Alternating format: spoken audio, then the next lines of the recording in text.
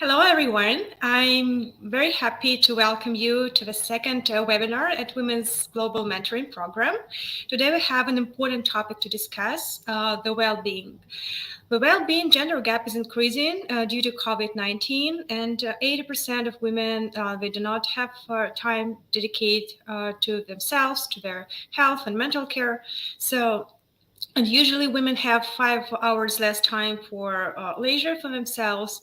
And we would like to stop it and help you to take care of yourself and prevent you from getting to stress and depression or emotional burnout, so we don't need it.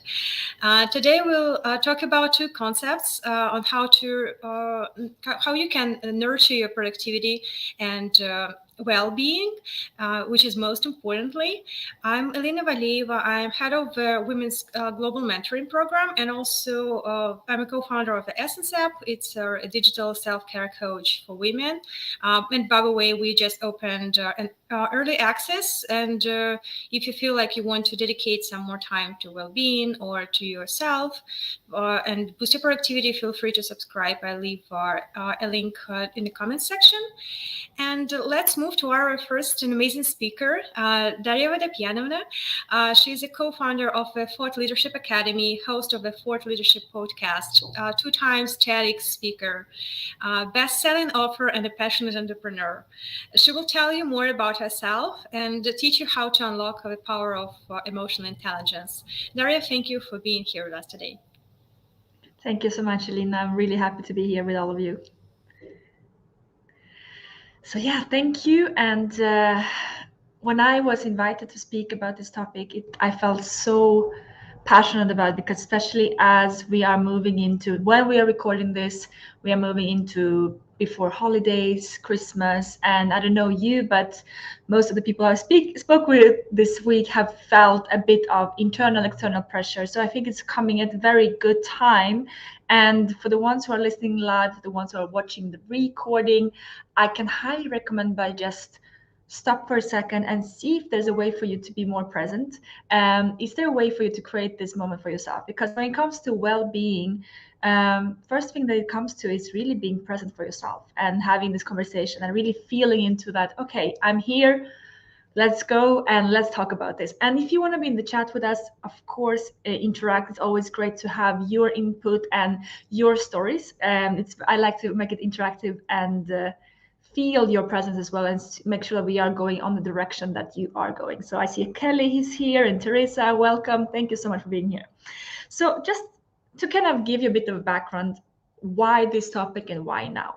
I've been an entrepreneur for the last 12 years. I started when I was 21, moved to south of France with my partner. I'm also Russian Ukrainian, but I'm kind of a nomadic entrepreneur. And what I've been doing for the last years is really working with leaders. And up to this point, up till, let's say, before the pandemic, I was working mostly on strategy and leadership development. But as we moved into the last months, I've seen an increase of these topics of emotional intelligence coming up.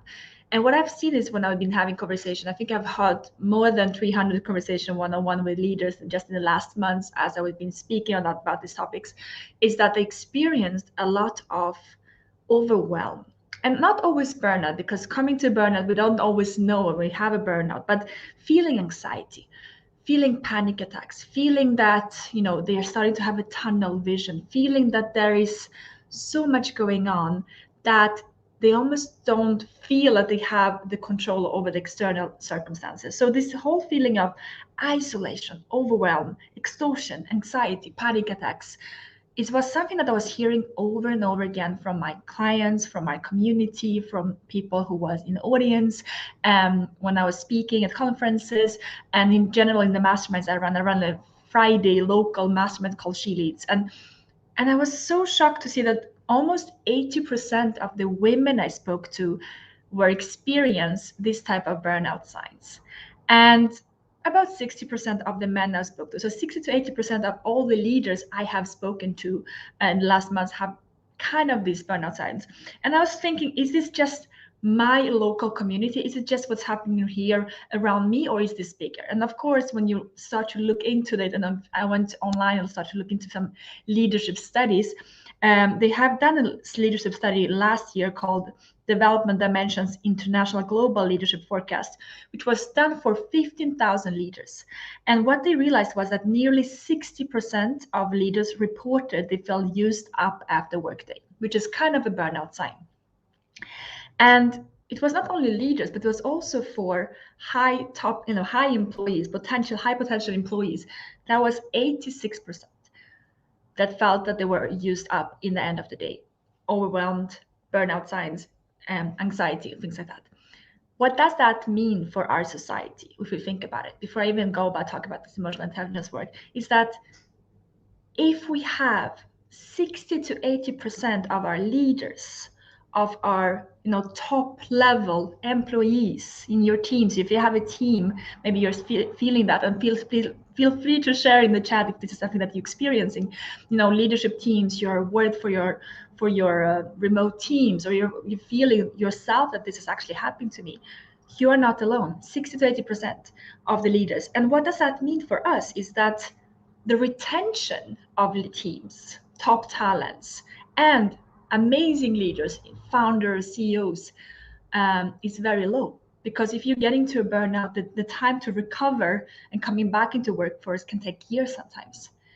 So I realized that this is a bigger problem than I ever thought about. Even if I worked on that before, emotional intelligence is actually a huge problem. So for me, my mission next year is to work with and reach 10,000 leaders at least and have this conversation, because it's such a big topic.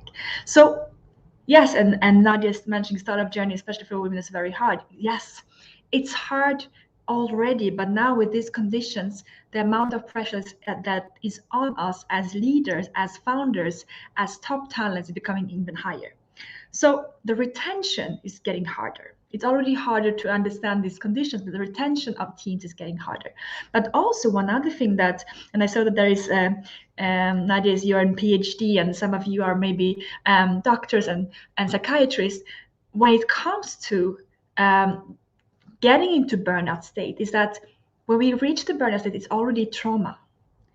If you have watched the documentary Wisdom of Trauma, they talk about it, that when you're already in burnout stage, we are reaching a level of burnout for leaders. So if we are waiting for people to get to burnout before they start to take care of themselves and have the self-care, we are already too late. And my intention today is talk about starting the conversation much earlier. And I truly believe that we don't have a burnout problem. I believe that we have a leadership problem. I believe that we have a conversational problem, what is expected from a leader today when it comes to how they show up, the consciousness that we have, the communication, what is considered as weakness and what is considered as strength, how we communicate with our teams, how we communicate with ourselves, how we work with these topics of self-check-ins when it comes to emotional intelligence. And I truly believe that if we start having this conversation much earlier and don't see it as a stigma, as mental health issue or a sickness, and actually say that we have to rethink leadership in general, rethink how we show up as an example. And if you're here and you're leading your founder, you're leading your team, or you're leading your company, or if you're a speaker, or if you are somehow even working for a company, choosing to lead yourself with sustainability, consciousness, elegance, alignment, integrity, the amount of work it requires in some teams, when the pressure is so high, when everybody's overworking, when you don't communicate, when you are weak, it takes a lot of courage. And what I'm speaking to you today about is courage. Courage to choose you. Because if you choose yourself first, as a leader, you will show the example for everybody around you, and you start to create a ripple effect around you. But it requires courage to do that work. And Kelly's saying prevention is always better than cure. Address the source before it becomes burnout. Exactly. This is what I'm talking about. So for me, it's about the leadership. How are we leading ourselves, self-leadership, and how we take care of ourselves every day, not when it's too late. Now when we are, getting to a point where I'm so tired, and now today it's Friday, I'm so tired at the end of the week, I just want to watch Netflix tonight, or I cannot do this, I just want to have holidays so I can recover. To do what? To come back and work the same again? My intention is that we wake up in the morning on Monday morning and say, I want to do this, I feel inspired, I feel good, I feel supported to be good for myself, for my team, for my partner, for my kids, for everyone but me first. This is the conversation I want to have with you today. So, and I'm really happy that you're sharing your chats with me, because this is beautiful. I can get to interact with you at the same time. So we can go, it's an interactive talk, let's say. So for me, emotional intelligence is not burnout prevention. It is leadership. And leadership, balancing the feminine and the masculine, the yin and the yang, the emotions and the logic. It's the beautiful balance between both, because there are moments when we need one, and there are moments when we need the other. And as you can imagine, and you know this already, but when you are healthy, when you are feeling well, when you're not pushing and hustling and say, I'm gonna just force a bit more because let's get to the finish line before Christmas, when you feel that you are healthy, you get more productive. When you feel that you are having the time to make your decision and move in the pace that is natural for you, your performance becomes better and your leadership becomes different. People around you start to see that, wow, there's something about you, there's something that feels good, I want to be around this type of leaders. And it doesn't have to be hard. It doesn't have to be that hard that we were maybe taught some days that for success you have to work hard. Who said that? Is that really true? Is it really true that we have to work hard? Nadia saying self-care is not selfish. Yes, you cannot pour from an empty cup. It's all about learning to lead yourself every day with the emotional intelligence that we all have in us. That is not something weak. It's something that is courageous and strong and so needed in our society today. So let me talk a bit about a couple of different topics. I mean, there's so much to say about this topic, and I have a whole framework I teach on this, and I work with leaders on these topics. But what I want to kind of give you today is a couple of thoughts and processes and reflections, so you can go home and take this and reflect on, this landed for me, and yes, I want to go a bit deeper on this specific topic, or let me think about this in my own situation, because I can talk about stats, I can talk about information, but what really matters is emotions, right? So we talk about emotional intelligence. It's about you and what's landing for you. So I'll take you through a couple of steps that it took for myself to realize that there's another way. I started working when I was 17 in Sweden. I grew up in Stockholm, and I worked for an amazing mentor leader for many years.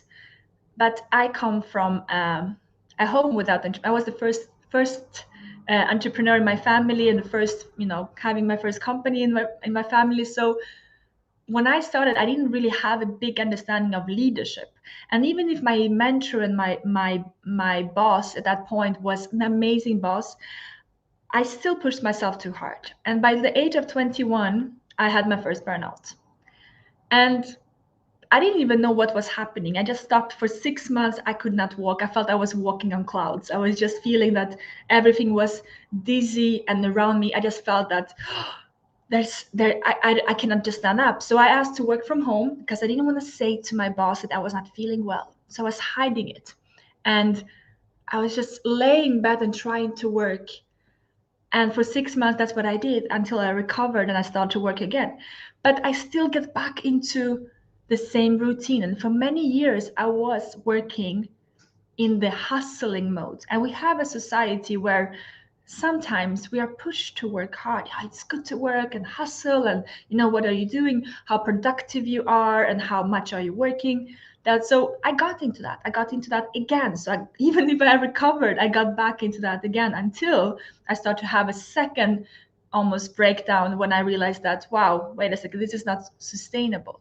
And what I realized was that I was living with a veil of fear. And well, I'll explain to you what I mean by that. It's almost like I had two personas. There was Daria, who is in fear, who is in fight or flight mode, who is afraid to lose her clients, afraid to lose her job, afraid that something will happen, afraid that if I don't answer this email right now, the world will go under. That was me some days. And there was Daria encouraged that trust that I'm good enough, what I'm doing today is enough, of me showing up and delivering, that it's going to be okay and I'm safe. And even if I just do this today, because that's my capacity today, maybe tomorrow I wake up and have much more.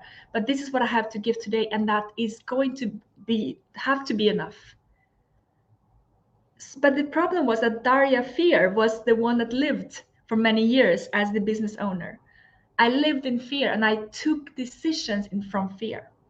And I didn't even realize that, because I felt that I had like a fear filter on my life. It took me time to understand that, wow, there are two personas in me. There's the fight or flight mode that is very activated in our society right now, that is getting me to see very narrow in a tunnel vision where I don't get to see bigger than that. So I was starting to realize that, wait, my life, if I look at it, and it's maybe you can see it for yourself, you have two personas and they're living in you. When you get stressed, when you get into, if I don't answer this, I will lose these clients. If I don't do this, my boss will not be happy. If I don't reply to this email, there's a fear that comes up in you. Maybe someone sends you a message and say, hey, we need to talk. And you have this activation in your body that you feel scared. And please share if you can relate to this. This is your fight or flight mechanism getting activated. So the fear in my life, in my business, was leading my life. My decision making was led by this fear. And when I realized that I don't want to have a business in it, I want to choose that when I attend a Women in Tech event and I'm speaking, I'm here because I care about this topic more than anything. Because I really care about, if there's one woman here that is landing for and say, wait a second, I'm gonna wake up from my fear of fight or flight mode and I will take care of myself and I'm gonna lead differently. It was worth all this time, you know? So, but before that, maybe there will be a FOMO, but maybe it will be like a fear of missing out. What if I don't do that? What if I don't show up at this event? Maybe something will lead to what I'm looking for. And maybe it will create more safety and financial safety, and my business will, maybe I'll get the investors, but it's not from a place of courage. It's not from a place of vision. It's not from a place of contribution. It's from a place of, will I have enough to pay my rent? Will I have enough to keep my company going? And that wheel of fear, that I call it, was aware. To start to do this work of emotional intelligence, I had to have the awareness that I was living in fight or flight mode. And I had to understand that I had a fear state and a courage state. And to know what those states, we're going to talk about it in a second, I had to realize that when I'm in fear, how does my body react? Well, I have tunnel vision, and you can ask yourself this question. I highly suggest that you also write it down. If you have like just on your phone, this is me in fear state, this is me in courage state. How does it feel in your body? When I'm in fear, I'm breathing, I feel my body that I'm shrinking. I'm feeling more that my breath is shorter. Maybe I have my gut doesn't feel well. I have back pain. I have tunnel vision. When I have to make a decision, I just see very much about fixing, and not just need to fix a problem. I have a hard time reflecting bigger. I have a hard time communicating. I feel like I want to isolate. I feel like I'm disconnected from others. There's so many reasons, and if you want me to share, I can send you a PDF on that. I have all written down for the ones that I experienced and many of my community members. And then we have the courage state. How do I feel in courage state? When I'm in courage state, I feel expansive. I feel I'm breathing better. I feel like I'm sleeping better. I feel like my decision making is better. I feel like I'm connected with others. I feel like everything is possible. That's the state I want to live in. And I had to realize that I choose the state I live in, not the circumstantial, the circumstances around me. I had to decide that I choose in what state I want to live in. So The question I had to ask myself, and this is the question I'm going to ask you right now, is in my work, when am I acting from fear? What are the situations that creates this in me? Is it that when I don't have enough time, I feel like I'm, pressured to give an answer, so I give the best answer that feels the most logical? Or is it when I feel that I'm afraid to lose my job, I'm afraid to lose these clients, I'm afraid to not get that investor? When am I acting from fear? When am I not in my integrity? When am I not listening to myself? When this is really not exactly what I want because I'm not doing it from the right place. The fear leading us in our lives, it's a big one when we are starting to work with emotional intelligence, because that's the first layer we had to unlock before we can go deeper. And how do we do that? Is by also seeing safety and comfort. Many times we feel unsafe, whereas it's not really about safety, it's more about comfort. Let's say that if I feel that, I'm going to give you an example. I'm an entrepreneur, so I work with clients. Let's say a client say to me that, you know what, I'm not sure if I want to do this collaboration, and then maybe something in me is activated and afraid that what happens if I lose this client? I have to check in with myself and say, what will actually happen? And I have a tool that I created that's called the parachute, where I look at the levels of safety that I actually have. So let's say this example with the client that say, I will not work with you, and I feel scared or stressed and say, wow, okay, I feel scared right now because I needed this client, or I really want to work with them. But if I look at it, what would really happen if this client didn't work? Well, actually, I have other clients. Okay, what will happen if I didn't have all my other clients? Well, actually, I still have some savings. Okay, what will happen if I don't have my savings? And I go down all the levels and see that if this client doesn't sign up with me or doesn't continue working with me, but I still have 5-6 layers of safety that allows me to stay and keep going for years ahead. Why am I acting in a way that it looks like I'm gonna, not have anything if I do this? So that is the first step, to understand that if you're making a decision based on, I'm afraid to lose this client, I'm afraid that my boss will not, but what would actually happen if you think about it? What would actually happen if you did not stay in a job that makes you feel stressed all the time, that you feel that you're gonna lose it? What will actually happen if you did not get that investor is asking you too much, or that client is always wanting more but is not really appreciating? What would actually happen? And the moment you stop trying to please others or serve others from a place of, if I don't do that, I am in danger, and you realize that how much safety you actually have in your life, you will show up differently. The type of people that you will attract will be different. The type of courage you will have in your business, type of decision making, it just feels so good to be around people who are in their integrity. They're doing the things from the right place. And that's what I want from you, for you, and from you. So that is the first step, really, when it comes to starting to understand that if I stop making decisions from fear and I act from courage, I enter my expansiveness. I enter my vision. This is really where magic happens in your business. This is where you innovate. This is where you become so good on stage. This is when you create so much magic around you, for your clients, for your life, because you're not making decision from a place of, will I lose something if I don't? And for that to start to happen, what really happens often after, I'm going to share a bit of, I usually have 10 topics I talk about this, but I'm going to give you a couple of those. This is the first one I always cover. The second one is boundaries, especially for the women I speak to. The feeling of saying no feels like I am, rejecting someone. I cannot say no. Now, I was having conversation with a leader working in Paris, and this was really hard for me to hear, because I've been entrepreneur for many years. So I don't always experience it, but I do experience it from my clients. So she was having this job in Paris, and she was telling me how she just had, she just got the job and now she was working full time. And then she came back from holidays. She was so excited to be back and do some coaching for herself and do some theater. And then her boss said, well, we have this new project and I would like you to work on that. And it will require evenings and overtime. And I saw how she shrank. And I saw how she felt that she had no choice.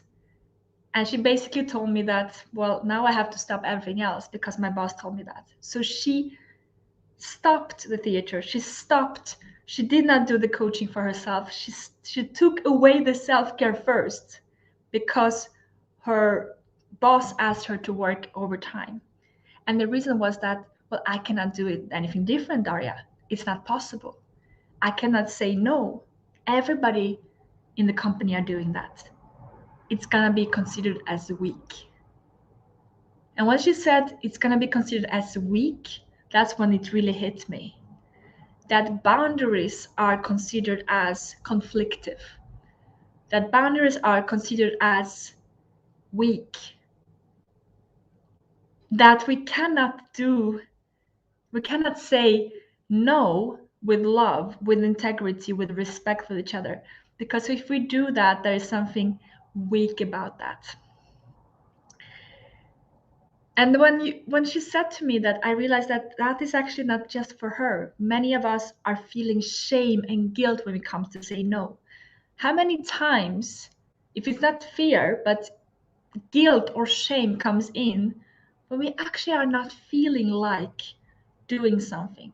When our boss is telling us, you know what, I have this project, can you do it, please? It would be great if you can do it. And you're feeling inside of you, I cannot do it. I promised my partner, I promised my kids we're gonna go out to this weekend. I promised I want to have a day in, read a book. I bought this book for myself. I'm so excited. And then you prioritize the boss needs instead of yourself. And now we hear, but Daria, don't be selfish. Why would I not be selfish? Isn't that selfish from the boss to ask me to think more about their needs than myself? Isn't that selfish from other people to expect that you're going to put yourself last because they need something? When did boundaries and saying no become something bad? When did boundaries become something that we don't have when we work in a team, with our companies, even with our clients? When did we just accept that, yes, of course, I'm just going to do this? Boundaries without shame, without guilt, without rejection are powerful. When we learn to have consensual communication, we learn to have communication that is creating more connection than disconnection, because there are tools for that. When we learn to speak with each other with saying, yes, I care about you. Yes, I want to work with you. Yes, I want to create this, but not in this way. Not in a way where I will take myself last, not in a way where I am putting my body into a state where I am literally overwhelmed and stressed and I'm not making best decisions. I want to do my work in the best way possible. I want to have this collaboration the best way possible. So not in this way. There's so much I can tell about, I can have this conversation for hours and hours, but even if you just start with this, even if you just start with fear and boundaries, you're already far ahead from many, including myself a couple of years ago. Because when you start to say, you know what, do I really want to do this project? Do I really want to work with this client? Do I really want to work in these conditions? If not, what do I want? And then comes the communication. Creating communication that is allowing others, when I know my boundary and when I know this is a no and this is a yes, this is yes, I want to do this project but not in these conditions, yes, I want to work with you but not in these conditions. Now we started to have a communication. And with communication, what I've seen when I work with teams on these topics is also another topic. I'm going to take 1 minute just to talk about that. Is communication is not conflict. Communication is part of the journey of communicating our boundaries and our needs and desires. And I'm gonna leave you with this question, because I know that we're having a short time today, is can your communication create more connection than disconnection? If you're having a conversation at work where you're feeling that, okay, I'm afraid, I'm feeling overwhelmed, my emotions are coming up, this is happening, I need to speak about my boundaries, let me speak about this. Going to your boss and explaining that this is how I feel, this is my boundaries, is not a conflict. It's not a conflict. It's a communication that we need to be able to create healthy, sustainable, conscious teams where we can grow long term. Because as I mentioned in the beginning of this talk, if we have 60 to 80% of our leaders feeling burnout signs in the last years, how much retention of top employees and top teams will we have? How much trauma are we creating? And how much triggers and fear of flight mode are we creating in our society, in our companies, or our organizations? And is it worth the hustle? I don't think so. So it starts with us. It starts with you. It starts with each and one of us. And even if we say, well, it's not really me, we can always do better for ourselves. We can always care a bit extra for ourselves, our self-love, our attention to feeling into from what place am I acting right now? Am I in alignment with what I need? Am I listening to my courage, my dreams? Am I listening to what I really prioritize in my life? Am I really listening to my boundaries? And am I communicating that? This is all I have to say for today. And of course, I can share much more on that. You're more than welcome to ask me questions. I think we have some question and answer after this, but I will leave you with this, because if you can already take this, I know there's going to be a replay, sit with it, feel into it and say, what's landing for me? What's coming up for me? Where can I see that I can explore this topic a bit more? This is already going to be a great start for you, or a great continuation where you are. So that's all from me today. And yeah, thank you. Thank you. Thank you, Daria, very much for this inspiring talk.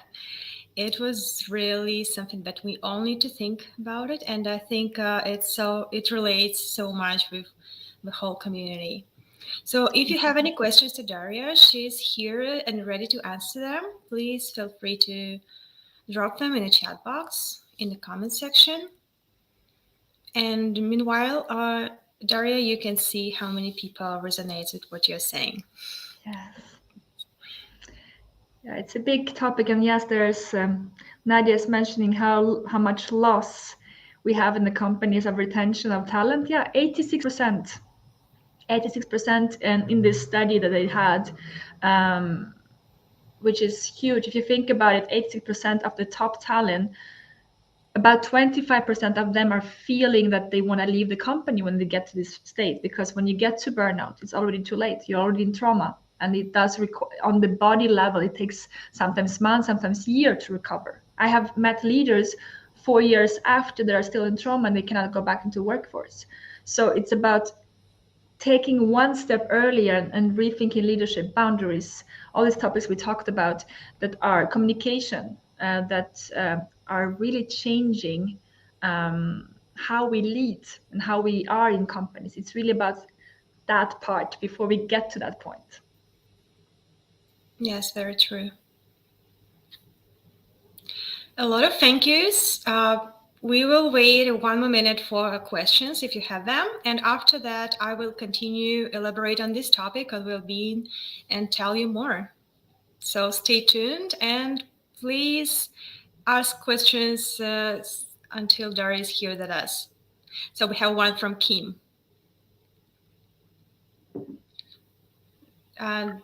Daria, would you like to answer? Yes. So Kim is asking, how can you be a servant leader and still be cognizant of self-care and boundaries? Great question, Kim. And I would say that servant leader is, from what place are you serving? I would say, I usually, when I think about service, is can you be servant of a mission? Can you be servant of a great cause, that if you connect with that higher reason to why you're doing what you're doing in your company, it can be as an employee, or if you work with leadership, if you're working with HR, what do you want to create? And then the way I would go about serving is, from what place are you doing it? The importance is always, it's not if we are doing it or not, it's how we are doing it. So if I am serving, am I doing it because I am afraid? Or am I staying my courage state? Am I serving from a place where I'm respecting my boundaries? Am I serving from a place where I am communicating in a way where I'm creating more connection and disconnection? Am I serving in a way where I am not overdoing it because I don't feel enough? I didn't talk about it today, but also the overdoing of, I'm over serving because I don't feel that what I have to offer is good enough. So I'm working more, I'm adding more certificates, I'm giving too much at work because I feel that I'm not good enough in my duties. That is the way I will balance both. So it's not only self-care and boundaries, but it's how do I balance the actions am I taking? And I would say go slower, Kim. If you can, in the actions you take, have a check-in with yourself and feel, from what place am I doing this for? That's the best answer I can give you in this short time, but really navigating in the way, am I in my integrity? Am I doing this from the right place? Am I doing this because I care about the mission? Or am I doing this because I don't feel good enough or I'm afraid? So that would be it. And feel free to ask more. When Nadia is saying, what would be a good time to discuss boundaries with potential clients? First thing you do. I would say that it doesn't have to be this tough conversation where you talk about boundaries in a way where it becomes very strict and conflictual. It's the way you are showing up that you can have. If you want to create some structure, you can create that in the conditions. Let's say that you're working with a client, that you have it in your conditions, in your invoice, in your contracts, in the way you are presenting, the way you're going to work together. You can start the conversation that in the client experience, in the customer experience, this is what's part of it, this is what's not. So if you can put the structure in the beginning, you might not even need to talk about boundaries. If that happens, if the boundaries is crossed, I will create a safe container to have that conversation with your client. So first, start with the actually putting the structure, putting the frame from the very beginning, so you know where you feel like this is what I am doing in this specific service for this client. And if it's not, you can start with a small message of reminding them. I just want to remind that I usually don't answer on weekends. And if you feel that it's crossed many times, take the time to sit down and have the conversation, and really sit down with your client for maybe 10-15 minutes, get on the call, create the safe space to say, I am here to serve I'm here to create the best experience for you, and this is why I want to have these conversations. We are sure that we are both enjoying this journey. This is what's happening, and having a good self-led conversation and communication. It's something I work with.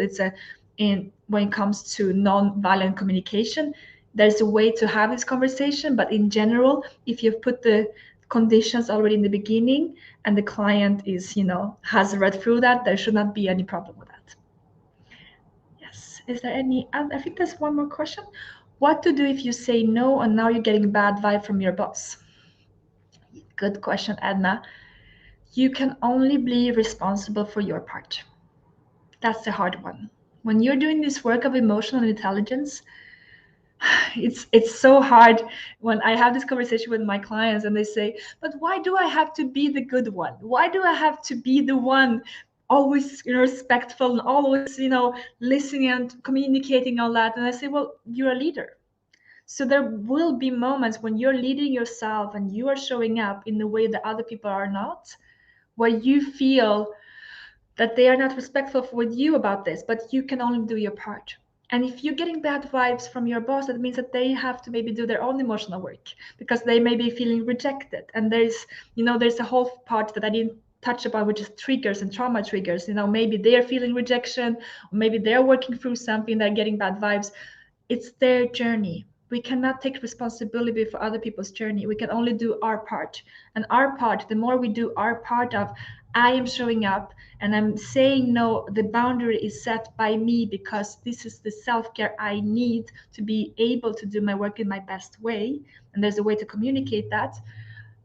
That's all you can do. And if you're getting shame and guilt, just breathe. Breathe through that because it's not about you. Most of the times, when we're getting bad vibe from people, or they feeling that they're, attacking you, or they're feeling that they're getting angry, or they're getting disappointed, so many times it's not even about you, because they are going through their own journey. They're going through their own healing. They're all going through their own emotions. So the only thing we can do is do our part. That's all I can say. Thank you very much. Thank you, Daria. Tisha is right. It's an awesome session. And if you don't have any questions, we'll let Daria go. And if you find something else that you want to ask but forget now, just you can continue asking these questions in this comment section. And after that, I believe Daria will jump on and see other comments and questions. Yes, I'll stay around and I'm here to answer any questions. So just, I don't know if you can tag me. I think you can tag me on LinkedIn. So just tag me and I'll reply. And of course, if you want to continue and if you have a deeper question, you can just add me on LinkedIn. I'm happy to be of service. Yeah, thank you. Thank you, Daria, very much. Thank you so much for having me. So it was an awesome and inspiring session, and I would like to continue with a short presentation on how else and what else you can do to improve your well-being and to take care of yourself. So let's elaborate on how to turn your periods into superpower and how to build micro self-care routines. Because at the beginning of this session, I told that statistically, women have 5 hours less time for leisure and for themselves, and they usually feel guilty when having me time. It leads to stress, depression, and it's definitely not the way it's supposed to be. And unfortunately, COVID-19 has even decreased the situation and increased the gender well-being gender gap. So I'm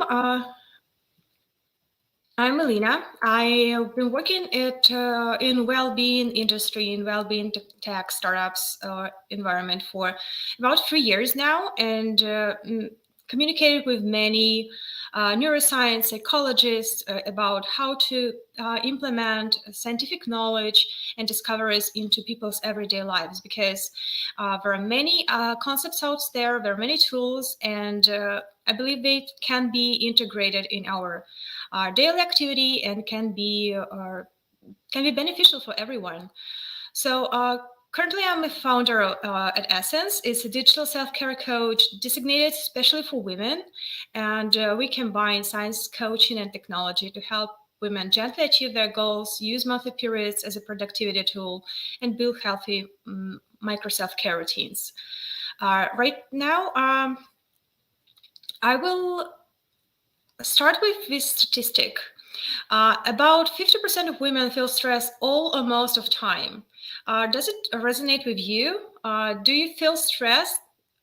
What's about your current situation?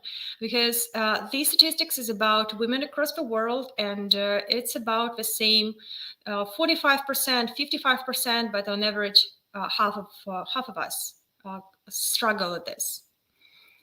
So, and Daria was talking about emotional intelligence, and I would like to continue this conversation and tell you about the concept of vitality quotient and vitality intelligence. It's a concept which was created by Paul George Claudel in his book, A Project to Live. He draws attention to this important success factor, and he measures is how VQ basically measures how a person is energized in terms of mental, spiritual, and physical state. And the author believes that the very concept as VQ is our ability to change, inspire, and lead, because true leaders, they won't force others to follow them, but rather inspire. I think you know it by yourself as well, and we'd rather follow someone who is not forcing us to do so. So leaders' energy level must be at least 10 or 15% higher than their teams, because our mirror neurons let people around us to read energy level and take it from us. So let's talk about how exactly we can increase this energy level, and what to do, what needed to be done in order to succeed. First, I want to notice that I'm really happy that now we are living in a world where menstrual cycle topic is destigmatizing, and there are also more and more life science research tailored to women's body appears.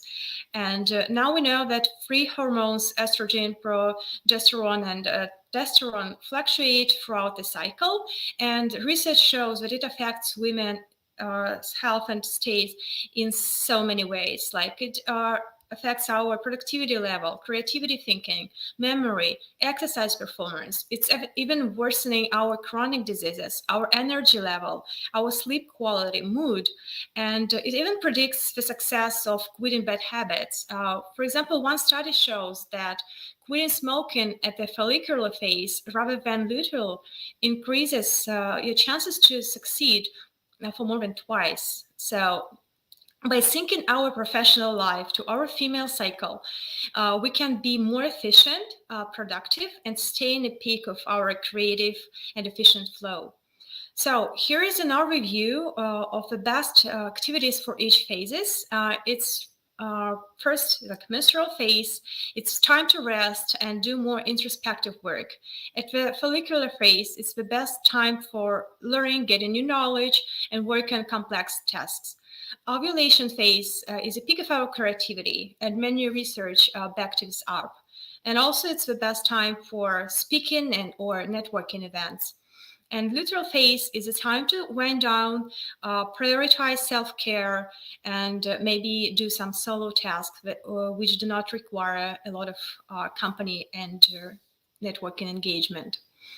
And that's, by the way, a recommendation system that we are building in essence by combining self-care, to-do list, and period tracker. So before, I wanted to mention really quickly that before jumping into productivity hacks, we should take care about the pillars of our overall performance.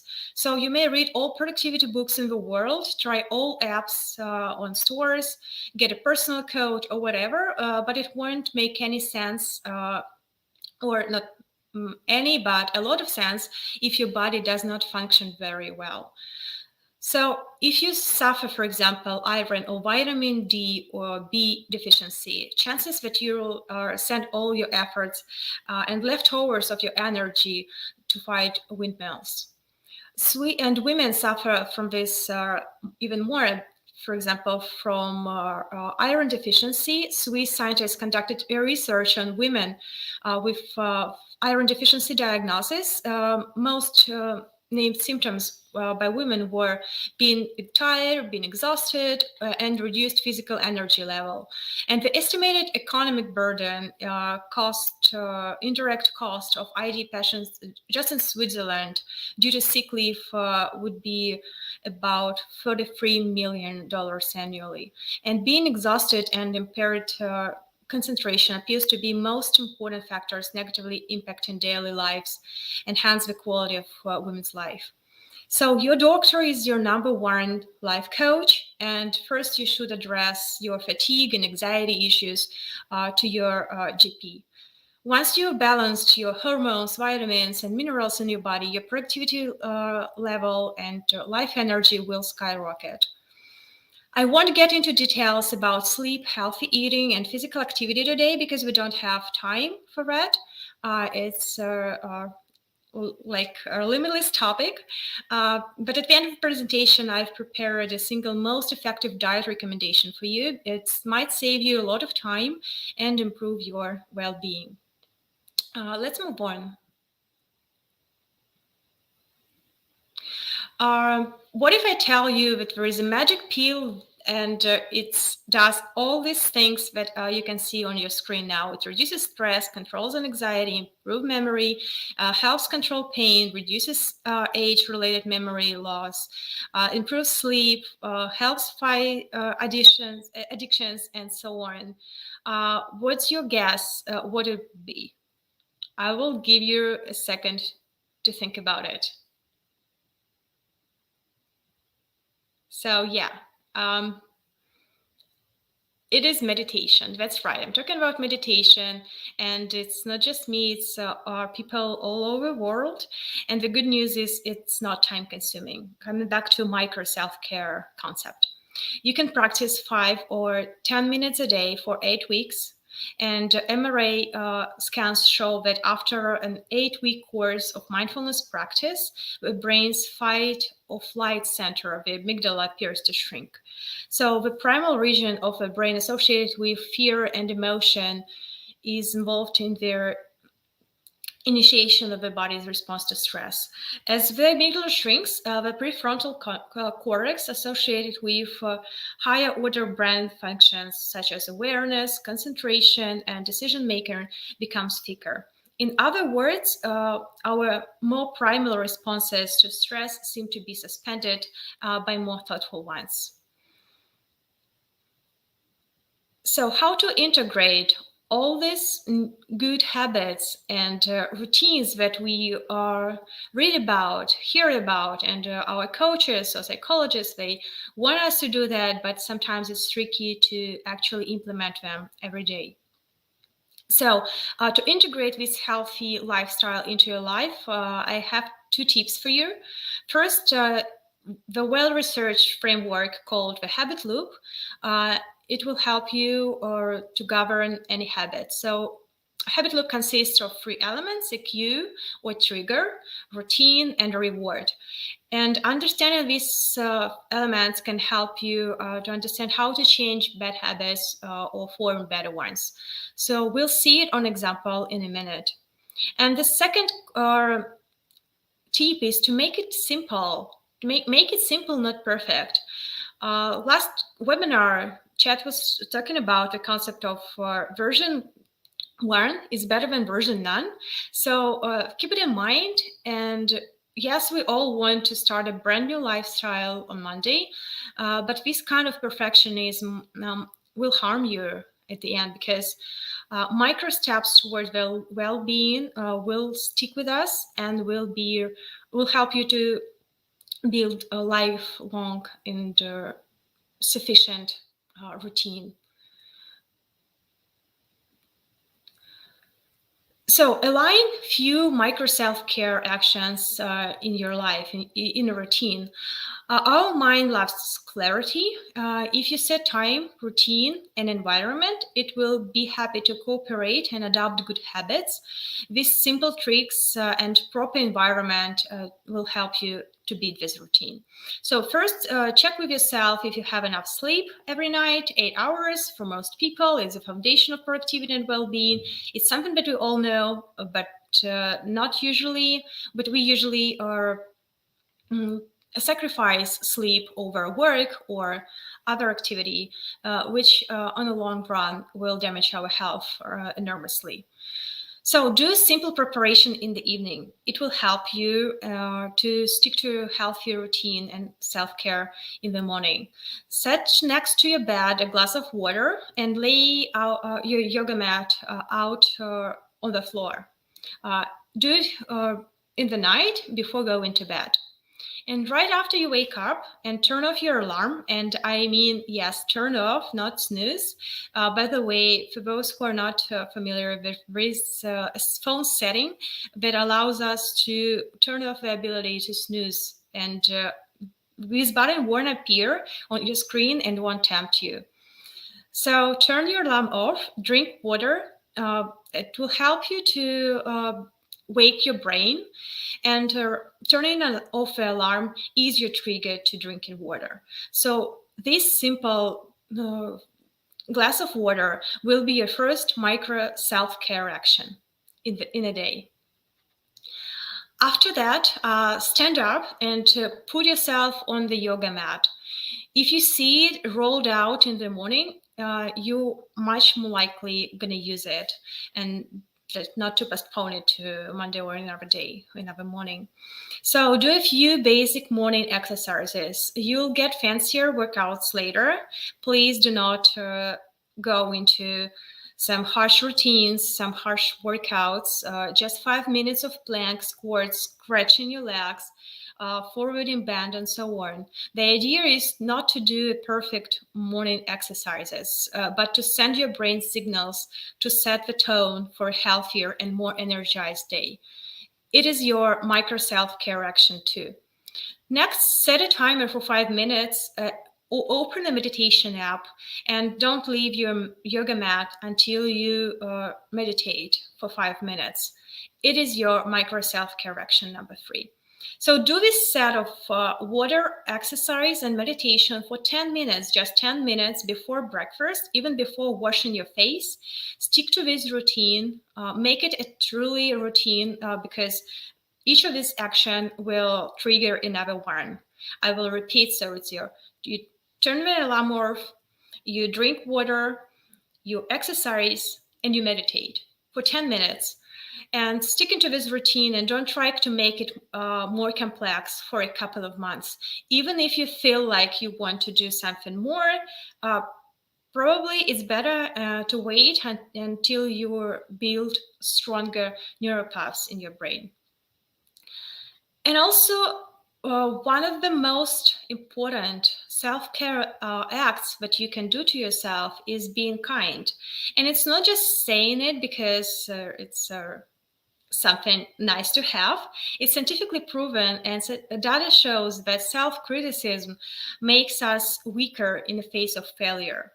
It makes us more emotional and less likely to assimilate lessons from our failures. Studies are finding that there is a far better alternative to self-criticism, which is self-compassion. Say good things to yourself after each small victory, after each morning routine, self-care routine that you've implemented. Thank yourself for each productive morning set. Positive reinforcement works by presenting a motivating and reinforcing stimulus to a person after the desired behavior is exhibited.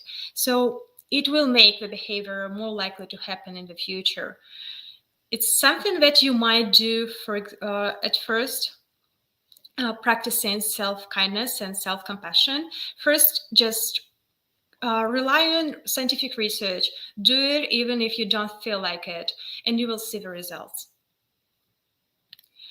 And here is recommendations of book, article, and TED Talk, as well as app, which I recommend you to check out if you want to practice more well-being and self-care.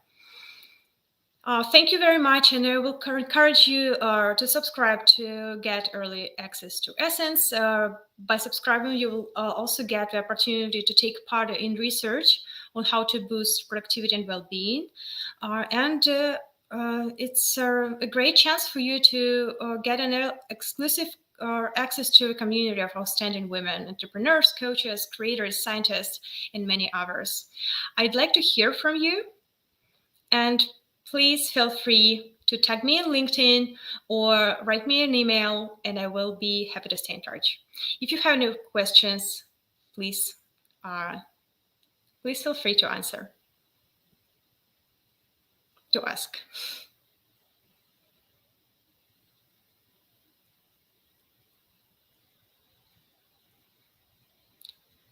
Yes, Daria is writing that it's small actions that added up to a healthy balance step by step. That's really true.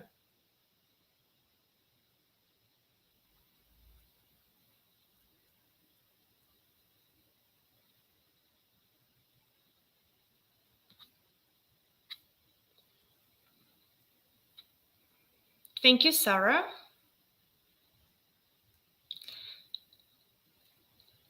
I will wait for a couple more minutes, and I know it's Friday. For me, it's in Berlin. It's Friday evening. For you, it might be morning, but weekends are coming, and I would like to encourage you to wait, to dedicate some time to implement what Daria or I suggested, to take care of yourself, to prioritize your mental and physical health, and put yourself in the position where you treat yourself with kindness and self-compassion. Thank you very much. Have a great weekend.